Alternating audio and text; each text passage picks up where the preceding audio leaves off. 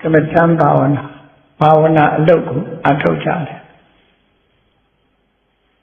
ဘုရင်ရက်တွေကပြောထားတဲ့အတိုင်းဘာဝနာဆိုတာတတိတရားတွေပညာတွေသမာဓိတွေတရားတွေကိုယ်တဏ္ဍမှာဖြစ်အောင်လုပ်တဲ့နည်းစနစ်တစ်ခုဖြစ်အောင်လုပ်ခြင်းဖြစ်ပြီးသားကိုတိုးပွားအောင်လုပ်ခြင်းဒါလေးကိုအာရုံစိုက်ဖို့လို့နိုးဆိုကမ္မထမ်းထိုင်တယ်ဆိုပြီးတော့ကမ္မထအာယုတစ်ခုပေါ်မှာတွေးကျင်ရတွေးနေတရားလည်းမဖြစ်ဘူးတတိလည်းမဖြစ်ဘူးပညာလည်းမဖြစ်ဘူးဆိုဖြစ်ရမယ့်ဟာတွေမဖြစ်ပဲဖြစ်တယ်ဖြစ်ရမယ့်ဟာမဖြစ်ရင်ဘာဝနာအလုပ်မဖြစ်နိုင်ဘူးပေါ့နော်ဘာဝနာဆိုဒီမှာကုသနာမှာတတိတရားတွေတိုးပွားလာအောင်ပညာတရားတွေတိုးပွားလာအောင်အာယုတစ်ခုနဲ့ကပ်ပြီးတော့မပြတ်လေးခြင်းနဲ့ဒီစနစ်ကိုပြောတာစိတ်ကိုစင်ကြယ်တန်ရှင်းနေအောင်ဆေးကြောခြင်းကမ္မထာလောက်အထုတ်ခြင်းစိတ်ထဲမှာအာယုံဝင်လာတဲ့တတိုင်းနဲ့လောဘဖြစ်เสียအာယုံဆိုလောဘကဖြစ်သွားတယ်ဒေါသဖြစ်เสียအာယုံဆိုဒေါသကဖြစ်သွားတယ်အဲ့ဒါတွေဟာစိတ်ရဲ့အညစ်အကြေးတွေစက်တလဲလဲပေးနေတာနဲ့တူတူပဲလူတွေအသုံးပြုတဲ့သမင်းချက်တဲ့အခါမှာအသုံးပြုတဲ့လက်နည်းဆိုတာလိုပဲတစ်ခါကင်လိုက်တစ်ခါညစ်ပေသွားလိုက်ကင်လိုက်ညစ်ပေသွားလိုက်ချိန်ချိန်ထက်ထက်ပကြီးဆရာကင်နဲ့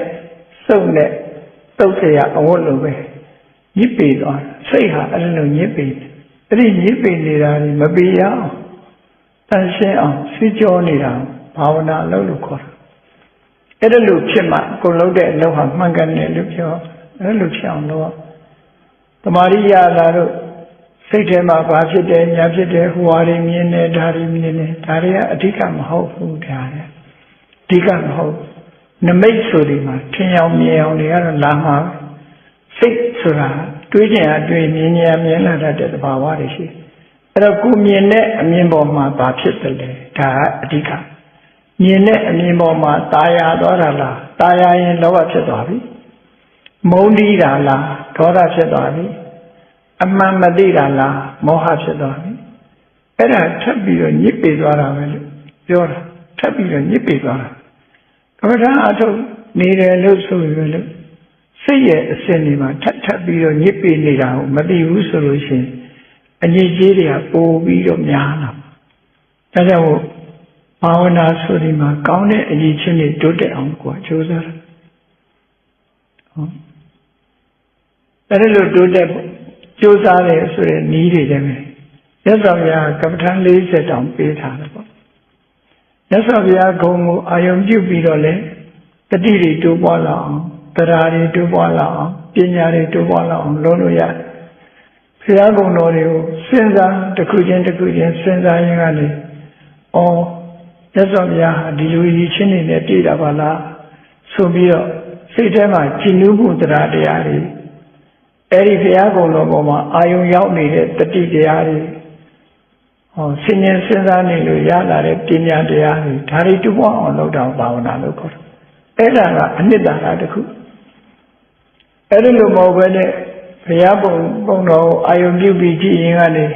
မြတ်စွာဘုရားကရောင်ကြီးတော်တွေလွတ်ပြီးကိုယ်စီကြွလာသလိုလိုပဲဘုရားဖူးရသလိုလိုစိတ်ထဲမှာလျှောက်တွေးပြီးတော့ခံစားနေကြတာတွေကို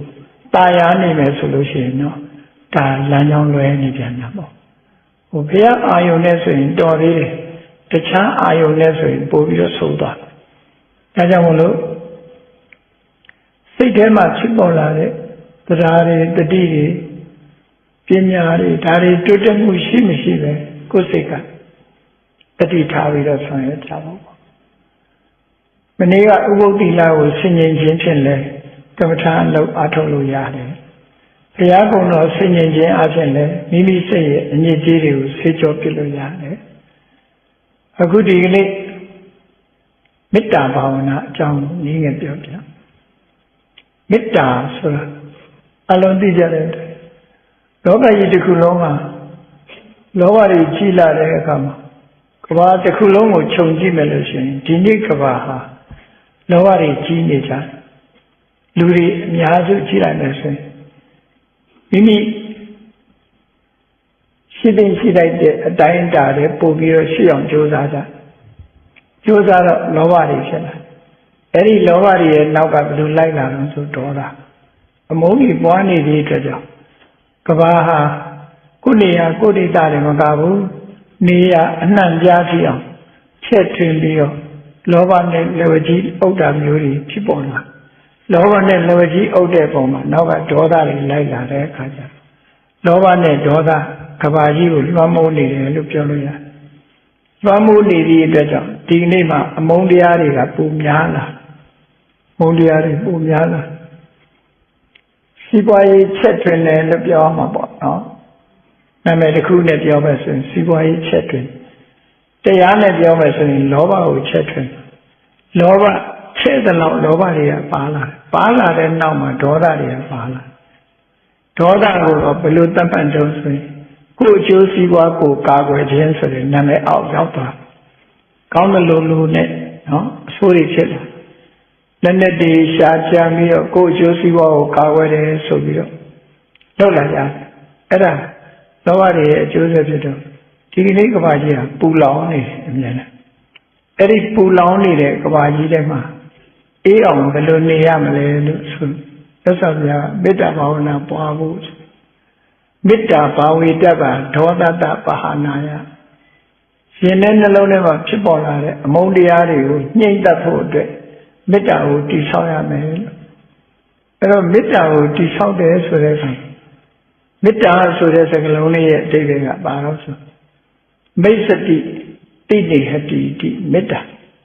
တစ်ဖက်သားရဲ့အကျိုးစီးပွားကိုလိုလားတဲ့ခင်မင်တဲ့စိတ်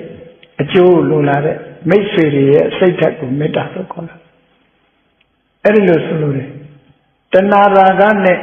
တွေ့တာမဟုတ်ဘူးမေတ္တာဆိုဒီမှာတစ်ဖက်သားကိုကောင်းစားစေခြင်းနဲ့စိတ်ချမ်းသာစေခြင်းနဲ့အဆင်ပြေစေခြင်းနဲ့ကျန်းမာစေခြင်းနဲ့ဆိုတဲ့အကျိုးစီးပွားကိုလိုလားတဲ့မွန်မြတ်တဲ့အမုန်းကင်းစင်တဲ့စိတ်ဓာတ်ကိုမေတ္တာတရားကိုကောက်တဲ့အခါအဒေါသဒေါသကင်းပြီးတော့အကျိုးစီးပွားကိုလိုလားတဲ့စိတ်ဓာတ်လို့ဒီလိုဆိုလို့အဲ့ဒီမေတ္တာတရားကိုကိုယ်တဏ္ဍာမှာတည်ဆောက်မယ်အခြေခံအားဖြင့်တော့ရှိနေကြတယ်သို့တော့လေ့ကျင့်မထားတဲ့အတွက်ကြောင့်အားမရှိဘူးမေတ္တာဒေါသကပဲကိုယ်ကိုအနိုင်ယူနေထိကနေရှိဆိုရင်မကျင်တတ်တာဖြစ်သွားထိကနေရှိဆိုမကျင်တတ်တာဖြစ်သွားတယ်ဆိုအဲ့တော့ဒီလိုဒေါသတွေကသွမ်းမိုးပြီးတော့အနိုင်ယူနေတယ်မိမိရဲ့နှလုံးသားထဲမှာမေတ္တာတရားတည်ဆောက်ဖို့ဆိုတာဒီမီးနဲ့ပူလောင်နေတဲ့အထက်မှာကြာပန်းဆိုင်ရတာလေပိုခက်လေနော်မီးထဲမှာမီးပုံထဲမှာကြာပန်းပွင့်အောင်လုပ်ရတာလေပိုခက်အဲ့တော့မလုပ်အောင်မလဲအဲ့ဒီအပူတွေကိုငြိမ်းအောင်မေတ္တာဘာဝနာစတင်ပြီးတော့ပြုစုပြုထောင်ပြီးဆိုဒီတိုင်းကောင်းသွားလုံးလို့မရဘူးမအောင်နိုင်ဘူးဒီတိုင်းသွားလုံးနိုင်ဘာနဲ့တူလို့ဆိုရင်ပြပြတပယ်စိုက်ချင်တယ်ဆိုရင်မျက်တိပါတွေမရှင်းဘူးမြေမတတ်မဲနဲ့သွားဒီတိုင်းစိုက်လိုက်အောင်မြင်မှာမဟုတ်ဘူးအဲ့ဒီတပယ်အဲ့ဒါကြောင့်မို့လို့လှုပ်တဲ့လှုပ်ထိုက်တာတွေကိုရေလောမေတ္တာတိဆောက်ချင်တယ်ဆိုရင်ကြိုတင်ရပါလို့ဆောက်ဦးတစ်ခုတိဆောက်ရင်ဖောင်ဒေးရှင်းအရင်ချနေရာရှင်းရတယ်ဖောင်ဒေးရှင်းချဆွိုင်းတက်ဆိုတာတွေအကုန်လုံးရမလုပ်ဘဲနဲ့ဒီတိုင်းသွားပြီးတော့အဆောက်အဦဆောက်လို့ရှိရင်ဒီအဆောက်အဦကပြိုကျသွားနိုင်တယ်ပျက်စီးသွားနိုင်တယ်သို့မဟုတ်ကွဲအပ်ပြီးတော့မခံနိုင်တဲ့ဆောက်လို့ဖြစ်သွားအဲ့ဒါလိုပဲကိုမေတ္တာအခိုင်အမာကိုယ့်ရင်ထဲမှာတည်ဆောက်ခြင်းလို့ဆိုရင်ရှိဥစွာမေတ္တာရဲ့အခြေခံသဘောတရားတွေကိုအရင်ပြင်ဆင်ရမယ်အဲ့ဒီပြင်ဆင်တာတယောက်နဲ့တယောက်မတူဘူးဘယ်လောက်ကြာမယ်ဘယ်လောက်ပဲပြင်ရမယ်လို့ဒီလိုမရှိနိုင်ဘူးဘာလို့လဲဆိုလူကတယောက်နဲ့တယောက်အရေးချင်းမတူပဲအဲ့တော့ပြင်ရမယ်ဆိုတော့ဘာကိုအရင်ပြင်ရမလဲမေတ္တာပေါ်တော့မယ်ဆိုတာအမုန်းတရားကိုဖယ်ခြင်းတာဒါဖြင့်အမုန်းတရားရဲ့အပြစ်တွေကိုအရင်ရှာဒေါသရဲ့အပြစ်တွေကိုအရင်ဆင်ခြင်ရမယ်ဒေါသဘယ်လိုဆိုးတယ်အတ္တနာမှာဖြစ်ရင်မကောင်းကျိုးတွေဘယ်လိုဖြစ်နိုင်လဲလောကကြီးမှာလူတတ်တယ်ဆိုတာလေဒေါသနဲ့တတ်ကြတာနောက်ဆုံးမှ ကျေးဇူးကြီးမားတဲ့ချစ်ခင်လာပါတယ်ဆိုတော့အမေအဖေညီကိုမောင်နှမစသဖြင့်တတ်ကြဖြတ်တဲ့ထိအောင်ဖြစ်သွားတာဒီဒေါသပဲတော့လောကကြီးတစ်ခုလုံးမှာပူလောင်ပြီးတော့နှိပ်စက်ပြီးအချင်းချင်းတတ်ကြဖြတ်လုပ်တဲ့အတိုင်းအတာတစ်ခုရောက်သွားတာဟာဒေါသကြောင့်ဖြစ်နေတာအကယ်၍ဒီဒေါသမရှိဘူးဆိုရင်ဒီကိစ္စတွေကပေါ်လာမှာမဟုတ်ဘူးဒေါသဟာကိုယ်ကိုလည်းတတ်တတ်တယ်ကိုယ့်ရဲ့မိဘတွေကိုလည်းကိုပြန်တတ်တတ်တယ်အဲ့လောက်ထိအောင်ဒေါသဟာအညှို့အတိတ်ကြီးမားပြီးတော့အလွန်မိုက်ကမ်းပြီးတော့ဟိုရင်းပေါ်လေ destructive energy ကိုဖြတ်စည်းတဲ့တိုင်းတာကြီးတယ်လောကကြီးဒီခုလုံးကိုဖြတ်စည်းတယ်နံပါတ်1လူတယောက်ရဲ့ဒီရင်ထဲနှလုံးထဲကိုအရင်ဖြတ်စည်းလိုက်တယ်ဖြတ်စည်းလိုက်ရင်အဲ့ဒီလူဟာဒေါသလွှမ်းမိုးထားတဲ့အတွက်ကြောင့်သူ့ရဲ့ပတ်ဝန်းကျင်လောကကိုဖြတ်စည်းတော့တာဟုတ်ဖြတ်စည်းတော့ဒီအဓိကအခြေခံကြလက်နဲ့ဆွဲပြီးတော့တိုက်ခိုက်တယ်ဆိုတဲ့အဆင့်ကြီးအောင်ရောက်လာတာဒီကဘာကြီးကိုဖြတ်စည်းနေတာနော်ဒေါသပဲဖြစ်တယ်ပေါ့အဲ့ဒီဒေါသရဲ့အပြစ်ကိုဆင်ញင်သုံးသပ်ကြည့်လိုက်ရမယ်ဒေါသကိုမလိုချင်တော့အောင်မုန်းတိသွားတော့အောင်ဒေါသရဲ့အပြစ်တွေကိုအရင်စဉ်းစားဆင်ញင်ပါတဲ့တစ်ဖက်ကအဲ့ဒီလိုဒေါသရဲ့အပြစ်တွေမြင်လာပြီးတဲ့နောက်မှာဘာလို့အောင်ဒီခံရင်ခွင့်လွှတ်ခြင်းဆိုတဲ့ခန္တီတရားရဲ့အကျိုးကျေးဇူးတွေကိုတွေးပါဒါပြင်ဆင်မှုနှစ်ခုပဲမေတ္တာပွားရင်ဒီတိုင်းကောက်ပြီးတော့မပွားနဲ့နှုတ်ကလေးကနေပြီးတတ္တေမေတ္တာ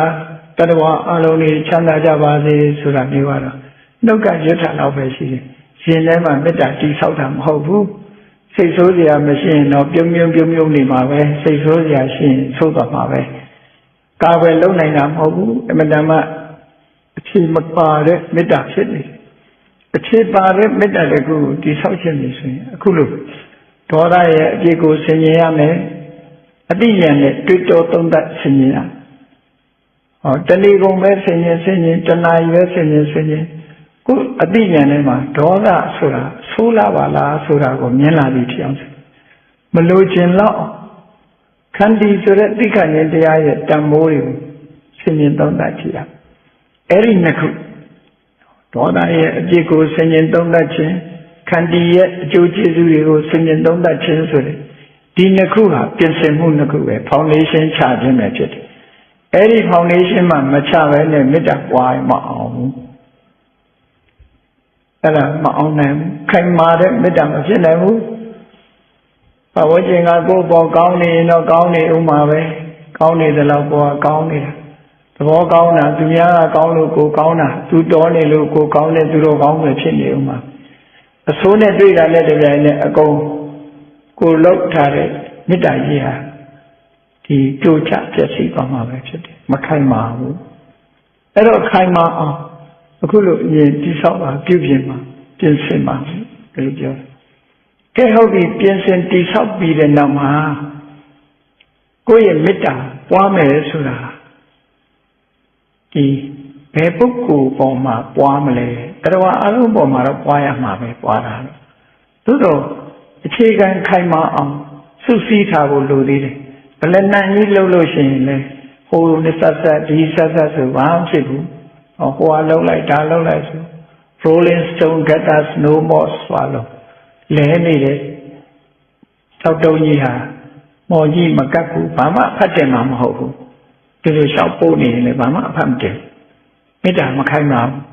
အဲ့တော့ခိုင်မာအောင်တည်ငြိမ်တဲ့မေတ္တာတကူတည်ဆောက်ဖို့အတွက်ပုဂ္ဂိုလ်ရွေးချယ်ရ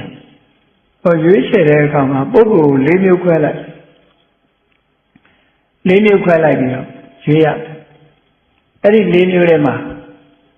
ဒီတိတ်ပြီးတော့တွေ့တာလွန်တဲ့ပုဂ္ဂိုလ်အလွန်ချစ်ခင်တဲ့ပုဂ္ဂိုလ်မျိုးနံပါတ်1ရွေးရဘူးလေပိယပုဂ္ဂလအလွန်ပဲအလွန်ဒီလိုရှင်းတာပြောရမယ်ဆိုလို့ရှိရင်၃မျိုး၄မျိုးခွဲတာလည်းရှိတယ်၄မျိုးခွဲတာမှလေနံပါတ်1ကမိမိကိုနံပါတ်1ကပိယပုဂ္ဂိုလ်ကိုယ်နဲ့အစဉ်ပြေပြီးမေတ္တာတည်ရောက်တဲ့ပုဂ္ဂိုလ်နံပါတ်3ကနိစ္စတလို့ခေါ်တယ်ကိုယ်နဲ့မုန်းလည်းမမုန်းချစ်လည်းမချစ်တဲ့ပုဂ္ဂိုလ်နောက်တစ်ခါနောက်ဆုံးနံပါတ်ကျတော့ လေးကြတော့ကိုယ်နဲ့မတည့်တဲ့မုန်းတီးတဲ့ပုဂ္ဂိုလ်လို့ဒီလိုလေးဥခွဲထားလိုက်ပြီးတော့နံပါတ်1ကိုအရင်မေတ္တာပို့ချရမေတ္တာပို့တယ်ဆိုတာလူတိုင်းဟာကိုယ့်ကိုဖြစ်ခင်ကြတာကြီးပဲလေအဲ့ဒါကကိုယ့်ကိုမေတ္တာပို့တယ်ဆိုတာစံနမူနာအဖြစ်ထားတဲ့သဘောလောက်ပဲ compare လုပ်ဖို့ကိုယ့်ကိုမေတ္တာပို့ငါချမ်းသာခြင်းနဲ့ငါချမ်းသာတယ်လို့သူတို့လည်းချမ်းသာချင်မှာပဲဆိုတဲ့ဒီအတွေးလေးကိုတည်ဆောင်ဖို့တဲ့ကိုယ့်ပေါ်မှာပထမပြိုးကြည့်လိုက်တဲ့အခါမေတ္တာကရောက်လာတဲ့အခါမှာအဲ့ဒီမေတ္တာကို transfer လုပ်ရမယ်ဘယ်သူ့ပေါ်လုပ်ရမလို့ဆိုပြရပုဂ္ဂလာကိုယ်နဲ့ယဉ်နေတဲ့ပုဂ္ဂိုလ်တူပေါ်မှာအဲ့ဒီမှာလည်းပဲ the same set ဖြစ်ရမယ်အမျိုးသားဆိုရင်အမျိုးသားချင်းအမျိုးသမီးဆိုရင်အမျိုးသမီးချင်းပထမပုဂ္ဂိုလ်တည်တံ့ပို့ပြီဆိုလို့ရှိရင်အမျိုးသားကအမျိုးသမီးကိုသွားပို့လို့ရှိရင်စိတ်ပြောင်းသွားတတ်တယ်အမျိုးသမီးကအမျိုးသားကိုဥတည်ပြီးပို့ရင်လည်းစိတ်ပြောင်းသွားတတ်တယ်အနေရရှိနိုင်တယ်မေတ္တာသဘောနဲ့တဏှာသဘောကနှိစက်ဒါကြောင့် transfer လုပ်ဖို့တဲ့အခါမှာမိတ်ဆွေဆိုမိတ်ဆွေချင်းကိုလေးစားတဲ့ဆရာတစ်ပါးပဲဖြစ်စေယောက်ျားဆိုရင်ယောက်ျားချင်းအမျိုးသမီးဆိုအမျိုးသမီးချင်း transfer လုပ်လိုက်ပါကိုမေတ္တာလေးကိုအဲ့ဒီပေါ်မှာကိုပေါ်မှာပြိုးထားတဲ့မေတ္တာကိုကိုနဲ့ခင်မင်းရင်းနေတဲ့ပုဂ္ဂိုလ်ကို transfer လုပ်လိုက်တာအလွယ်တကူနဲ့ရသွားအဲ့ဒီပေါ်မှာအခြေခံအောင်ကြိုးစားပြီးတဲ့အခါမှာဒါလေးနဲ့မကျင်တတ်တဲ့အောင်ကိုနဲ့မရင်းနေတဲ့ပုဂ္ဂိုလ်တွေမုန်းလည်းမမုန်းချစ်လည်းမချစ်ဘူးဆိုတဲ့ပုဂ္ဂိုလ်ကို transfer လုပ်ကြည့်တဲ့အခါမှာကိုချစ်ခင်တဲ့ပုဂ္ဂိုလ်အနေထားမျိုးဒီဂရီရရလားဆိုတာလုပ်ကြည့်ကိုချစ်ခင်တဲ့ပုဂ္ဂိုလ်မျိုးဖြစ်လာရဲ့လားမသိလိုက်မသိပါနေတဲ့ပုဂ္ဂိုလ်ဟာသူ့ကိုအကျိုးစီးပွားကိုလိုလားဖို့လွယ်ကူမှုရှိရလား transfer လုပ်ကြည့်လိုက်တဲ့အခါမှာရင်းနှီးတဲ့ပုဂ္ဂိုလ်တူဖြစ်မြင်လာတယ်ဆိုရင်ဒါဒီပေါ်မှာအဆင်ပြေသွားပြီအဲ့ဒီအဆင်ပြေပြီဆိုတော့မှခိုင်မာပြီဆိုတဲ့အခါမှာကိုယ်နဲ့မတည့်လို့အလွန်မုန်းတဲ့ပုဂ္ဂိုလ်ပေါ်မှာ transfer လုပ်ကြည့်လိုက်တဲ့အခါမှာအမုန်းစိတ်တွေကတစ်ဖွာဖွာပြန်ပေါ်လာတတ်တယ်ကိုမေတ္တာမခိုင်မာဘူးဆိုရင်မုန်းတဲ့စိတ်တွေကပဲပြန်ပေါ်လာအဲ့ဒါဆိုလို့ရှိရင်နောက်ပြန်ဆုပ်စစ်တိုက်တာလို့ပဲမနိုင်ရင်နောက်ပြန်ဆုပ်ပြီးတော့ပြန်အာယူပြီးပြန်တိုက်ဒီလိုလုပ်ရမယ်စစ်တိုက်တဲ့သဘောပဲဒေါသနဲ့တိုက်နေတာမေတ္တာဆိုတာအဲ့တော့အဲ့လိုပွားများအားထုတ်လိုက်မယ်ရန်သူဆိုတာလေကိုယ်စိတ်ထဲမှာမရှိတော့ဘူးဒီလေးဥသားဟာတူးလေးလို့ဖြစ်သွားသည်ဖြစ်အောင်မေတ္တာကိုဖြန့်ကျက်ရမယ်လို့ဒီလိုဆိုတာနော်အဲ့ဒီမေတ္တာဖြန့်ကျက်နိုင်လာပြီဆိုလို့ရှိရင်ဘုန်းကြီးတို့တွေကိုယ်ရင်ထဲမှာဒေါသဆိုတဲ့အမုန်းတရားကိုဖယ်ရှားပြနိုင်သွားတယ်ဖယ်ရှားပြနိုင်သွားတဲ့အတွက်ကြောင့်နံပါတ်1ရှင်ထဲမှာရှိတဲ့ဒေါသရန်သူဟာကျင်းသွားဒေါသရန်သူကျင်းသွားတဲ့ပုဂ္ဂိုလ်ရဲ့မျက်နှာကြည်လင်အေးမြပြီးတော့ဆက်ဆံရေးတွေကောင်းလာတဲ့အတွက်ကြောင့်အပြင်မှာရန်သူတွေကလည်းပဲတဖြည်းဖြည်းရောကြပြီးမိတ်ဆွေဖြစ်ရပြောင်းသွားနိုင်တယ်လို့ဒါက systematically မေတ္တာဘာဝနာပွားနည်းအဲ့ဒါလိုမဟုတ်ဘဲနဲ့သဗ္ဗေတ္တာအဝေရာဟောတုနဲ့အတန်လေးကျဲရွတ်ဒေါသဖြစ်ရှာရှိထဖြစ်လိုက်ဆိုတော့အဲ့ဒီမေတ္တာကတော့မခိုင်မာတဲ့မေတ္တာလေးပဲပေါ့နော်တိဆောက်ထားတဲ့မေတ္တာမဟုတ်ဘူးအဲ့ဒီမေတ္တာတွေကအခုကိလို့ပြောရင်မူပိုင်းပေါ့ဟိုရွှေ့ဒီရွှေ့မခိုင်မာဘူးအားနဲ့တူတော့ဆိုလို့ရှိရင်ဝါတယ်ကျူတယ်တွေလိုပဲအဲ့ဒါလေးလိုက်ကျိုးသွားပြန်သူ့လေးနေလို့ရပြန်အဲ့လိုမခိုင်မာတဲ့မေတ္တာကိုခိုင်မာတဲ့မေတ္တာဖြစ်အောင်ကမ္မထာဘာဝနာကြိုးစားအားထုတ်တဲ့နေဒါလည်းပဲကမ္မထာလုပ်ငန်းတစ်ခုပဲနော်အာနာပါနမှာကမ္မထာလုပ်ငန်းမဟုတ်ဘူးဝိပဿနာဖြစ်ပြမြင်မှကမ္မထာမဟုတ်ဘူးဒီကမ္မထာနေဟာလည်းလုပ်တဲ့လုပ်တတ်တယ်တကုတ္တန္တမြတ်စွာဘုရားကတပည့်တွေကိုဆုံးမဩဝါဒပေးတာမန္တကြီးကလာပြီးတော့နှောက်ရက်တယ်ရဟန်းတွေကိုဆဲကြတယ်လူတွေကိုဒီဆဲခိုင်းတယ်ခဲနဲ့ပေါက်ခိုင်းတယ်အဲ့ဒါမျိုးတွေနှောက်ရက်တဲ့အခါမြတ်စွာဘုရားဘာနဲ့ကာကွယ်ခိုင်းလို့ဆိုမေတ္တာဘာဝနာပွားကြတယ်မေတ္တာနဲ့ပဲအခုလို့အမုန်းတရားတွေထူပြောလာတဲ့ကဘာကြီးထဲမှာကိုကအပူထဲမှာအေးအောင်နေခြင်းပဲဖြစ်တယ်ပေါ့ မေတ္တာနဲ့နေနိုင်အောင်ကြိုးစားအားထုတ်ကြရမှာဖြစ်တယ်မေတ္တာဘာဝနာကိုဆက်လက်ပြီးတော့ပွားမယ်ဆိုရင်မေတ္တာဟာတမာတိစွမ်းအားတွေနဲ့တိုးမြင့်ပြီးတော့ပွားများနိုင်လို့ရှိရင်ဒီအာယုံလေးတစ်ခုပေါ်မှာစိတ်စိုက်ထားနိုင်တဲ့ပထမဇန်တို့ဒုတိယဇန်တို့တတိယဇန်ဆိုတဲ့ဒီအဆင့်ထိအောင်မေတ္တာစွမ်းအားတွေဟာကြီးပွားလာနိုင်တယ်အဲ့ဒီမေတ္တာစွမ်းအားတွေကြီးပွားလာလို့ရှိရင်နော်ချမ်းသာအိပ်ဆက်ချမ်းသာလျက်နိုးဆိုတာအေးရတာလည်းချမ်းသာမယ်နိုးလာတဲ့အခါလည်းချမ်းသာအိမ်မက်ဆိုးကင်းမကောင်းတဲ့အိမ်မက်တွေလည်းနော်စောင့်ခြင်းနာများနတ်တွေကလည်းသူတို့မေတ္တာထားတဲ့အတွက်ကြောင့်စောင့်လူသားလေးချစ်နတ်လေးချစ်ရဲ့ဟောအဲ့ဒီအကျိုးတွေကိုရလူသားလေးချစ်နတ်လေးချစ်ရဲ့ဒီမျက်စိကလည်းမျက်နှာကလည်းပဲကြည်လင်းတယ်ရှင်ပြတယ်တမာရီလည်းရတယ်တည်တဲ့အခါမှာလည်းမတွေ့မူတည်ရတယ်မေတ္တာဆံရပြီးတည်ရင်ဗြဟ္မပြည်ထီအောင်ဖြစ်နိုင်တယ်ဆိုဒီခိုင်မာတဲ့မေတ္တာတရားပွားများနိုင်အောင်ကြိုးစားအားထုတ်နိုင်ကြပါစေကုန်တည်း